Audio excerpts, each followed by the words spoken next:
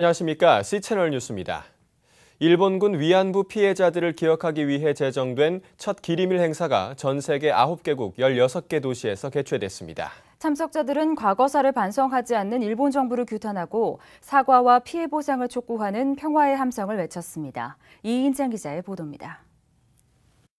못 견디겠으니까 견딜 수가 없으니까 그대로 뛰쳐나올 것 아니에요. 특히나 뿌리치고 뛰쳐나오게 나와갖고 그 빨간 벗은 놈을 그냥 두들겨 제끼고 강제로 끌고 들어가고. 22년 전인 1991년 8월 14일 일본군 위안부로 강제로 끌려갔던 김학순 할머니는 처음으로 자신이 위안부였다는 사실을 공개 증언합니다. 과거사를 부인하는 일본 정부의 태도에 김 할머니는 피멍으로 남아있던 고통의 기억을 꺼내놓은 것입니다. 김학순 할머니의 용기 있는 결단은 논란으로만 남을 뻔한 위안부 강제동원 문제에 국제사회의 관심을 이끌어내는 결정적 계기가 됐습니다. 이런 김 할머니의 정신을 기억하기 위해 지난해 12월 위안부 문제 해결을 위한 아시아 연대 회의는 할머니의 증언일을 일본군 위안부 기림일로 제정했습니다. 광복 68주년을 앞두고 일본 대사관 앞에서 진행된 첫 번째 위안부 기림일 행사에는 학생과 시민, 국회의원, 외국인 등 3천여 명이 함께했습니다. 참석자들은 일본 정부의 공식 사죄와 법적 배상을 촉구하고 평화헌법 개학 시도를 즉각 중단해야 한다고 한 목소리로 외쳤습니다. 여기에 미국, 캐나다, 대만, 일본, 네덜란드, 독일 등 9개국 16개 도시에서도 연대 시위가 진행됐습니다. 사죄하라!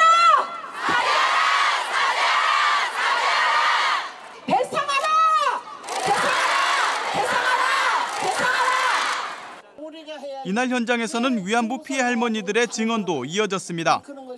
할머니들은 10대의 꽃다운 나이에 끌려가 군화에 짓밟힌 청춘을 되돌릴 길이 없다며 생생한 증언이 있는데도 역사를 외면하는 일본 정부는 태도를 돌이켜야 한다고 촉구했습니다. 또 우리 정부에는 적극적인 태도로 위안부 문제 해결에 나서달라고 요청했습니다. 일본 정부가 아직까지도 망발을 하고 조금 더 사죄할 내색이 없는 것을 볼 때는 너무나도 억울합니다. 그러나 일본 놈들이 그렇게 나쁜 짓 한 거 아직도 안 했다 이런 말을 하면 안 됩니다.